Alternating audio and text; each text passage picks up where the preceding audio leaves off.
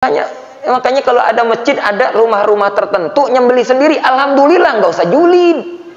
Ini masjid kadang-kadang itu mau nyembeli sendiri, pedah. Nganeh nama yang banyak kan, nggak usah. Memang sunahnya menyembeli sendiri lebih utama, lebih nyunah. Ya masalah dia pengen jatah lebih banyak, kalau misalnya nggak amanah, ya itu urusan dia sama Allah. Ya. Tapi kalau yang mau menjalankan sunnah terus ngumpul, membantu musolah masih kekurangan, masjid masih kekurangan untuk pembagian, itu lebih afdol. Sunnah pribadinya dapat. Misalnya datang nih ke Pak Agus, saya bawa domba tapi nyembeli sendiri, tapi nanti pembagian silakan. Nah, itu lebih afdol lagi. Jadi amal jama'inya dapat, amal infiradinya dapat.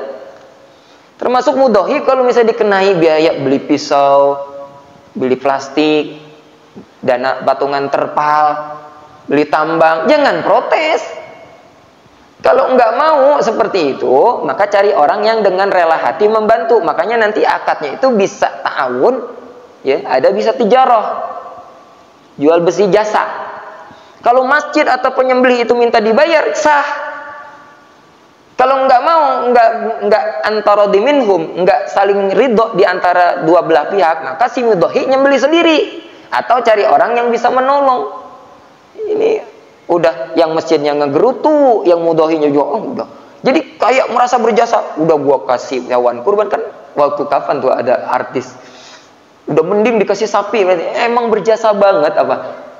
Ditolong, kita itu dibantu oleh penyembeli atau musola, masjid itu ditolong.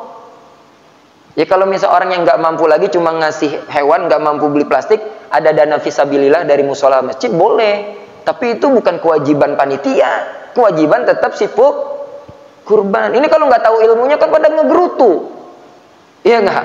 Saya udah beli hewan kurbannya, harus nyicil ngambeliin plastiknya. Memang itu kewajiban si mudhohi, si pekurban.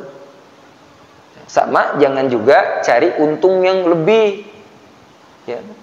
Karena inti untuk ibadah ini mamang di bisnis pisan, ya, di apa nyari untung yang mau ya tadi mumpung itu. Jangan.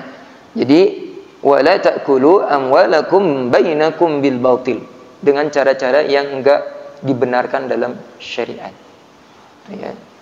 Udah mulai ada yang daftar atau tabungannya berjalan enggak? Belum berjalan.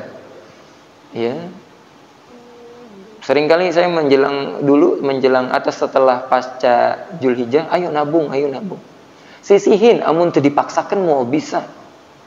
Kalau bisa, ibaratnya yang tadinya yang ngerokok, nyisihin dana rokok, yang jajan, nyisihin dana jajan, maknya 100.000. Kecuali mungkin ya ada di antara kita yang misalnya benar-benar tingkat slipnya karena ada hutang piutang. Itu mungkin saya maklum. Tapi kalau niat mah ada. Wa ma taf'alu min khairin ya'lamhullah. Itu ayatnya. Kalau kita mau berbuat baik, niat dalam hati dan jujur, Pak. Kayak sahabat Nabi datang di medan perang baru masuk Islam, ya Rasulullah, saya mau syahid dan tertancap panah di sini. Kata Nabi, kalau engkau jujur, Allah akan kabulkan. Setiap sesuatu, kemarin ada santri, Ustadz, gimana ya ngelawan nafsu saya supaya dia jujur, supaya nggak mau ngerokok. Saya bilang niat ke santri, tapi saya agak hargai dia jujur. Karena kalau misalnya nggak diniatin, nggak dipaksakan dalam tanda petik, itu tidak akan pernah terrealisasi. Siapa tahu rezekinya, kan kisahnya Haji Sulam gitu kan, tabungan hajinya udah sampai belum, ya nggak Kang Herman? Udah sampai belum tabungan hajinya? Belum, tapi diberangkatkan dengan cara Allah. Tabungan kurban juga gitu, sama. Gitu. Bisa jadi sampai detik-detik sampai lebaran. Nah, harusnya kemarin ya. Ini kalau secara syar'i. Ketika misalnya kita bisa silaturahim di luar lebaran, kita bisa membahagiakan, misalnya ngirimin THR sama orang tua, menyisihkan untuk dana kurban itu lebih layak diperjuangkan dibandingkan sekedar mudik. Jadi tadi harus ada tingkatannya. Kecuali misalnya Ustadz saya udah 10 tahun nggak pulang silaturahim sama orang tua. Misalnya kan silaturahim di luar lebaran biasanya satu lebih lengang, biayanya biasanya lebih murah, betul tidak? Jadi tadi kalau kembali kepada mukadimah awal, jadi yarshudun, jadi tahu mana yang diutamakan. Terus ada lagi mitos berkembang, ente emang nggak boleh kurban sebab ente belum akikah. Ini mitos, nggak ada kaidahnya seperti itu. Soalnya kita belum diakikahkan, kan kewajiban utama akikah itu untuk siapa? Orang tua. Saat kejadian waktu, berbatas waktu itu orang tuanya nggak mampu, maka sudah sifatnya mubah. Sunnahnya saja berlaku hanya ketiga waktu, 7, 14, 21. Di hari ke-7 itu dicukur rambutnya, diberi nama, disembelihkan. Termasuk kayak misalnya kita mampu, anaknya laki-laki, mampunya 1, ya sembelihkan 1 saja.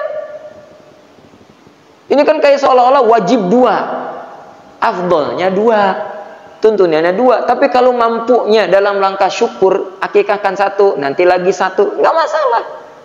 Nah, kembali kepada tadi, kalau ada kita yang terhalangi, Allah akikah aja belum, nggak boleh kurban, nggak ada syariatnya seperti itu.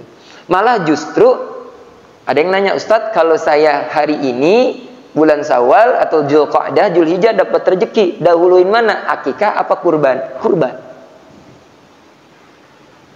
Paham ya Pak ya sampai sini? Jadi jangan lagi ada yang takut-takut, ragu-ragu berkurban, tidak diterima kurbannya kalau belum berakikah, nggak ada. Ya, kurban justru lebih utama. Terus nanti sebelum masih ada ya pertemuan lagi ya, nantilah dibahas fikihnya, kita ulang lagi. Termasuk afdol mana? Kambing, domba, paling utama domba, kedua kambing, ketiga sapi, keempat unta. Dari beberapa dalil, termasuk prakteknya Nabi. Ya. Kecuali ada asas maslahat, nih kayaknya domba harga berapa paling murah? Pak Edi, 2 juta, 2 juta setengah. Yang agak bagus ya, 2 juta. Ada dana? 3,5. 2 juta dapat nggak? Nggak dapat ya, nggak dapat ya. Iya. 3 juta, 3 juta setengah. Ada dana 3 juta, 7 orang misalnya. Oh ternyata di sini cuma ada 7 orang ini.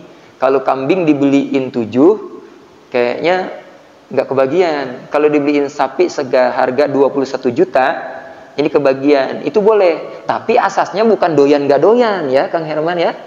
Jadi kalau kurban itu jangan patokannya saya karena nggak doyan kambing dan domba, maka saya lebih memilih patokan sapi. Itu nggak, kurang nyunnah ya.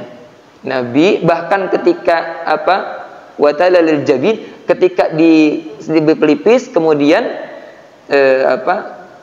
diganti dengan hewan sembelihan, digantinya Ismail dengan domba atau kambing. Jadi itu kesimpulan para ulama, tetap kalau misalnya bisa diutamakan domba, kemudian kambing. Domba itu makanya kalau nggak dapat yang tua, usia 6 sampai 1 tahun, 6 bulan sampai 1 tahun aja udah bisa itu. Kalau domba.